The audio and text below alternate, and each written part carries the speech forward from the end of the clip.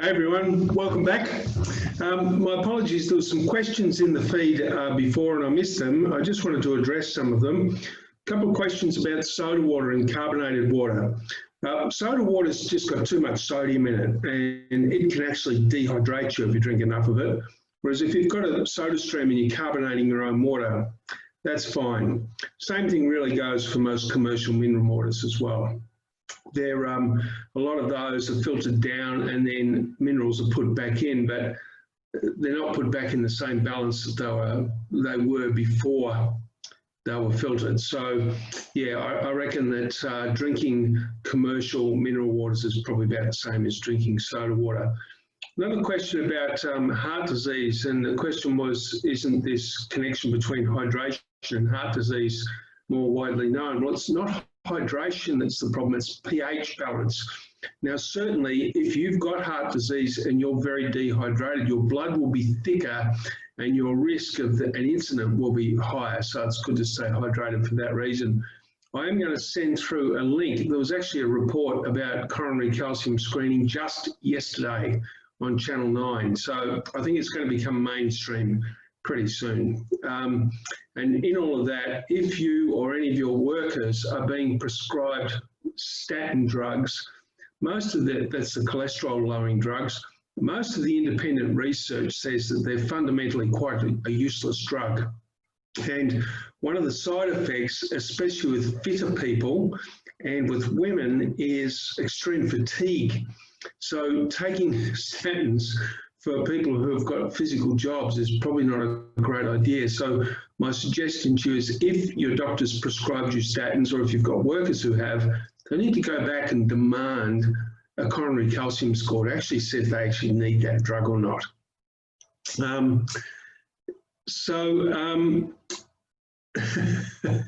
Thanks, Justin. Justin asked how my swim was this morning. Yeah, swim's great. The water's nice and cold. It's very refreshing. Now, so if anybody got any other questions, please put them through on this panel, not in the Zoom panel, because I don't see them in the Zoom panel, okay? Now, I wanted to go a little bit further and talk about something else that is really crucial around fatigue, because, you know, when people just don't feel great, well, their energy levels are not what they should be. And, you know, we've got a whole new paradigm for human health that we can embrace. It's really exciting. It's so logical and easy to understand, and it's really taking its place now right across the world in how we look at human life. And it's especially important now that we're looking at this situation with the coronavirus and the fact that we're probably going to get more of these weird coronaviruses in the future. See, if you look at a human body, even mine sitting here, there's somewhere between 10 and 15 quadrillion cells. That's, you know, 10 and 15,000 trillion cells. Only 2% of those cells are actually me.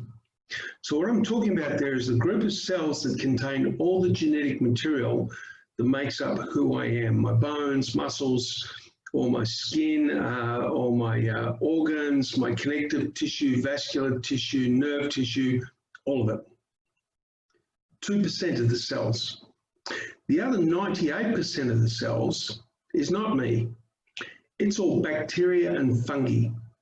Now, the bacterial and fungal cells are much smaller than human cells, but our entire body is covered in this wonderful, amazing bacteria and fungi. And you're right, I said it right, it is wonderful and amazing because it keeps us alive. So, you know, you don't see it on your skin because it's that small, but it's one of the reasons we have hair in our body, so it can colonize this bacteria. And you'll notice you've got more concentrated hair in certain parts of your body. That's so it can colonize more and more of that bacteria. And if you follow the skin on your cheek and go around the corner, you'll notice the skin continues on the inside, because your gastrointestinal tract is actually part of the external surface of your body. Your lung cavity, where your lungs sit, is also part of the external surface of your body.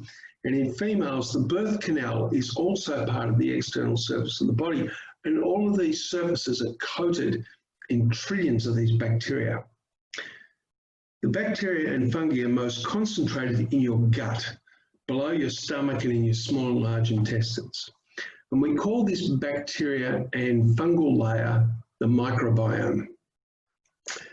So the first layer, the 2% of cell that is me, that's the human genome, and the rest is the microbiome.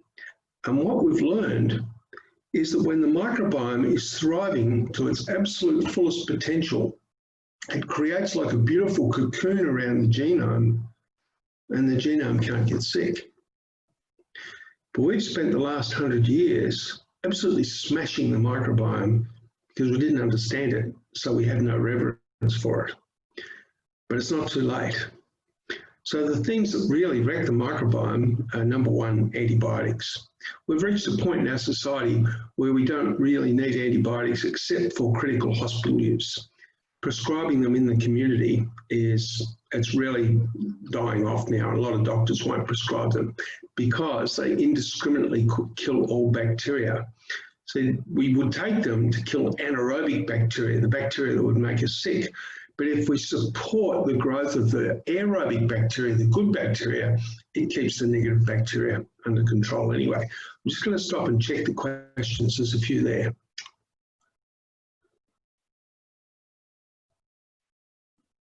Wow, somebody just said that they had a calcium score recently to see if they should be taking a statin, and their calcium score was 0. And if you get a score of 0, it means you ain't going to get a heart attack, okay?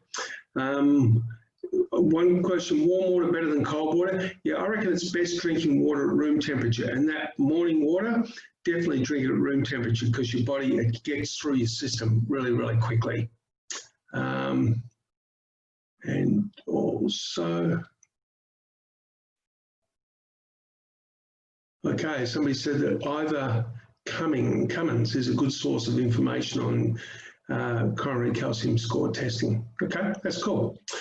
Alrighty, so so the microbiome, and you know, drinking heaps of soft drinks, sugary drinks, drinking too much alcohol, all those things promote the growth of yeast infections in your gut, which tend to override your microbiome. Further, the microbiome is really sensitive to pesticides and herbicides. And if you're eating a lot of foods that have got a lot of pesticide and herbicide residues in them, well, then you're also going to be compromising your microbiome. Now, that can be, you know, plant-based foods that have been sprayed heavily. It's very easy now to get organic produce, especially when you buy at farmers markets. And even the sellers at farmers markets who are not certified organic, most of them don't use sprays anymore. One of the things we learned in recent times is that since 1995, there's been a massive upswing in cases of autism, dementia in women, and Parkinson's disease in men, and several blood cancers. And the researchers in Virginia in the US who have been really looking hard at this have discovered that this has all come from a breakdown in people's, the membranes that house the microbiome in the human gut. Very sensitive membranes, and they're breaking down and causing leakage. Now, these membranes are in a similar structure in the tubules in the kidney and also in the blood-brain barrier. All these membranes are breaking down and causing leakage, which means garbage is getting in where it shouldn't get in, nutrients that shouldn't be in places are getting in, and it's causing toxicity in the body. And what's the root cause of this? It's a chemical called glyphosate, commonly known as Roundup. Now, I have no doubt that in the next 2 years, we'll see Roundup completely disappear from the market. But the problem is it's in our system, and it was introduced because it was the herbicide that was used to protect genetically modified crops created by Monsanto Corporation. Now, Monsanto pretty much doesn't exist anymore, and this is not about, you know, beating up big companies. It was just really irresponsible to introduce it way before it had been really fully tested. And so now, more than ever, we've got to look at where we're getting this glyphosate from and avoid having it in our diets. And the sad part is that in Australia, we produce an enormous amount of animal food, chicken, pork, beef, in intensive farming, factory farming, feedlots, and so many of these are fed foods that are created from grains that are genetically modified and heavily dosed in Roundup. So when you eat the flesh of these animals, you're getting a big dose of glyphosate. And the problem is then that's breaking down your gut wall, means you're not absorbing your nutrition properly, your microbiome's breaking down, and it's going to sap you. It's just going to take away the spark that you could have in your life. So again, that's a call for us all to move more towards clean food. And again, the farmers markets are the best place for that. And, you know, the supermarkets will catch up. They respond to demand first. So when consumers create demand, we can move in that direction. Another question here. Okay. Oh, look, I'll send through the question about the study. I actually didn't name the study, but what I'll do is I'll send you a link to Dr. Zach Bush, who's heading all this up, extraordinary young physician out of the US, a triple board certified physician. And I'll make sure you've got a link so you can tune into all of his work and actually listen to some of his podcasts. It's quite profound. He's also produced a supplement called Restore that anybody can use to repair their gut. And it's very, very good. I actually used it myself. Yeah. So this whole area of really caring for the microbiome is something that we're going to hear a lot more of. And right now, with all of the incredible risk that people are facing with infection from coronavirus, you know, the whole reason that we closed down our societies is to stop the hospitals being overwhelmed with coronavirus patients, because the reality is that our hospitals are at breaking point already. A breaking point predominantly because the number of people who need care because of lifestyle-created diseases. Now, that doesn't mean those people are bad and wrong. They're uneducated. And what we need to do more than anything now is really educate our workforces. And what you're probably picking up from me here right now is that if we do the things that support us to be well, we're going to have amazing energy, and fatigue won't be something that will impede upon our lives. So this area of, I've got lots of resources I'm happy to share with you, but also note that you can't just go and tell your workers to do this.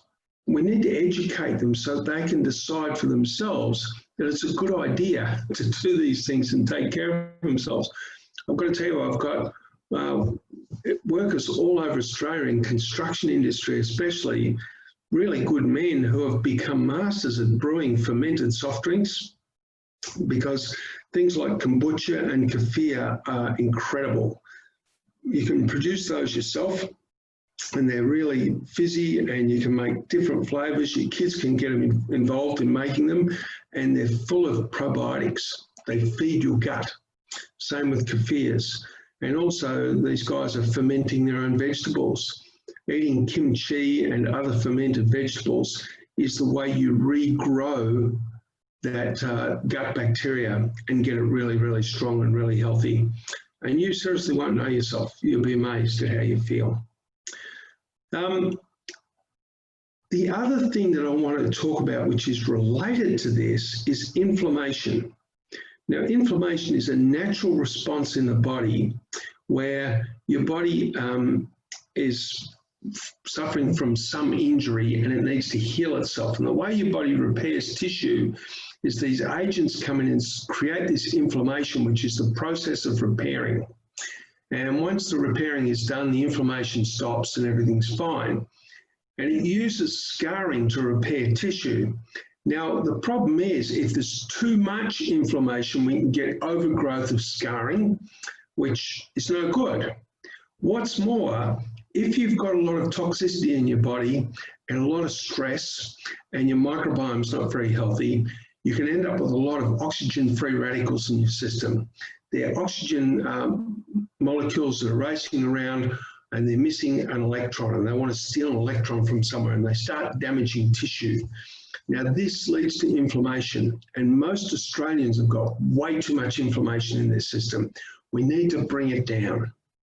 And this requires some discipline. Caring for your microbiome is so important. Getting the excess chemicals out of your diet is so important.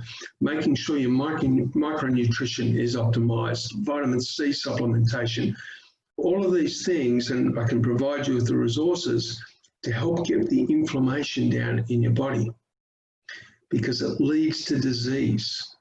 And the problem is, the reason a lot of people are dying from coronavirus is because when the virus hits them, they've already got this high level of immune response happening, which is inflammation, and it creates basically like a storm in their body, which overruns them and kills them. So it's so crucial that we really do start to get smart about this stuff, because we can't fake it anymore. You know, we can't be taking medications to just make inflammation sort of suppress a little bit so we're more comfortable. We need to do the work to actually stop the inflammation and wind it right down. Now I'm just going to question about probiotic capsules. Are they good for repairing the microbiome? They do a momentary bit of good, but they're not great because there are a limited number of strains, you know, like this is your capsule, but that's your microbiome in your gut, you know. So that's why fermented foods are so much better, okay? What else have we got here?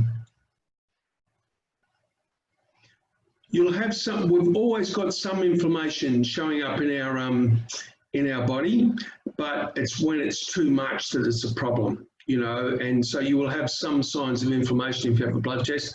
But really, if you really want to get interested in the health of your blood, find somewhere where you can get a live blood analysis done. That's extraordinary. That really tells you a lot, okay? Prebiotics, you know, fibrous foods, eating cabbage, psyllium husk, all those sorts of things, that's what your microbiome feeds on, and it's great stuff to really nourish that, your whole microbiome. Look, there's so much more I could talk about, and yeah, somebody here is talking about regenerative agriculture is extraordinary, because you see there is a fundamental and direct and profound link between the health of the microbiome in the soil and the microbiome in your gut. And we've spent the last 100 years destroying our soil and destroying the microbiome in our soil. The side effect of that is bushfires, drought, and what's more, and I haven't got time to explain it to you now, but rampant coronaviruses. So when you choose to buy food that's been grown in healthy soil, there is such a profound impact on your body. Now, I did want to share with you that we're about to release a new program. It's called My Immunity. And we've put together this 8-part education series. It's a mini course, actually, that you can subscribe to. And I take you through one at a time 8 different factors that help you build extraordinary immunity. Now, I'm not saying this will stop you getting coronavirus, but it will reduce your risk of getting infected and getting sick. And right now, more than ever in Australia, we do need to reduce our risk by lifting our immunity. The good part is, when you do this work, your risk of other diseases is going to go right through the floor as well. We're making it very available, $6 US per person. So it's a good thing that you can subscribe all of your employees to. All you need to do is email me, and you can get my email address from the guys. It's jt@wideawakewellness.com.au, and I'll send you a link for when we launch the program. But all in all, everybody, we're facing a time right now where really front and centre, we've got to look at the fact that Australians collectively are a really unhealthy bunch. And because of that, we're suffering from fatigue right through to lockdowns because of coronavirus infections. And it's something that we can all do something about if we just want to start making a few little changes and progressively get better. And along the way, we can teach our kids to be more responsible. So I wish you all well. Good luck in your workplaces. I know it's a tough time, and please reach out if you need any help. I'd love to support you. Thank you.